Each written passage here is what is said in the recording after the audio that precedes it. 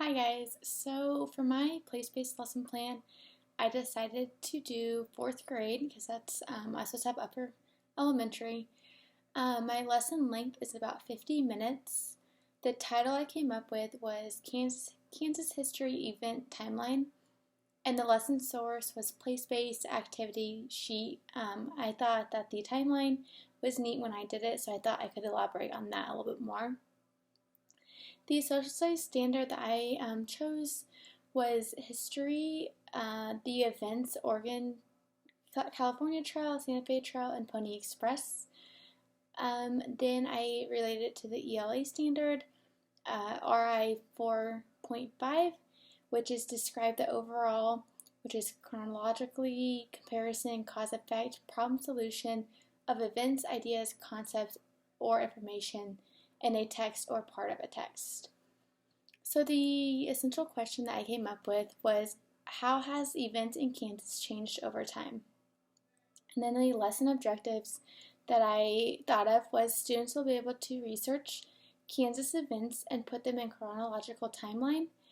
And my second one is students will be able to compare the dates of events in a short informative writing. The way I'm going to assess these students will be by creating a chronological timeline. So as long as they're able to do that, that'll be informal. The formal way will be having an informative text comparing the 3 different events that they will be talking about and researching.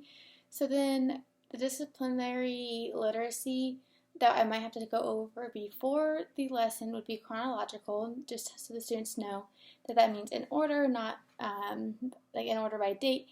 And then I might have to go over what a timeline is, show them some examples, and also informative, since I'll be writing an informative lesson. So the different materials that I believe I will need for this lesson will be a timeline sheet. So I'm thinking like a timeline where they can, it's just a timeline, they can put the dashes and the date and the event that occurred on that timeline in chronological order. Then they'll be listing the events, or have a list of the events. They'll need a pencil, colored pencils, in case they would like to make their timeline a little bit more colorful. They'll need plain white paper and the chart to fill out, which I will get to that here in a bit. So the technology that they'll need will be computers, because they're going to be researching, which leads to resources. They'll need the internet, and then also Google Map if they would like to see kind of how the trails are. The setting will be just in the classroom. So before the lesson, the students will learn the history of transportation, migration, and communication systems. Students will briefly just be introduced to different events that happen during the era. I'll need to make sure the students understand what it is like in history compared to today. So to begin my lesson, I'm going to show the students different images of transportation, since they already have that background, and hopefully this brings up their prior knowledge. And then I will have students write down what time era they believe each transportation occurred. Then to go into my lesson, the students will be given a list of 3 events that occurred in Kansas history.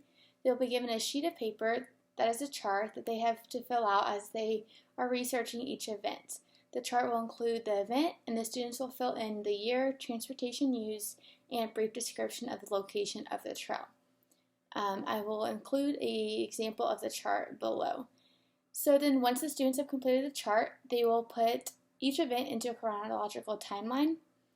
I will walk around the classroom and continue asking questions to students so they can start thinking deeper, such as, like, why do you think they traveled this way? Why couldn't they just get in a car and go? I will check for students' understanding by looking at their charts and timelines to see if they're accurate. Also by seeing how confident they feel in their answers, by seeing if each student is able to explain the different events to me. So kind of to end the lesson, once the students have finished researching all 3 events and putting them on a timeline, they will explain their findings to me by writing a short, informative piece of writing. In the writing, the students will compare and contrast 3 different events while explaining the different time eras. So I'll know that students have mastered the objective if they put the dates in chronological order and are correctly explained the differences of the trails. So now, since the students will be living in Kansas, I thought it was important that they understand the background and major events in history, which relates a lot to fourth grade social studies. And so from this lesson, I have learned that it is important to find activities that will keep the students engaged in the lesson so they can also retain this information. Along with that, it is important to find a standard that will best fit in the lesson. Hope you guys enjoyed. Thank you.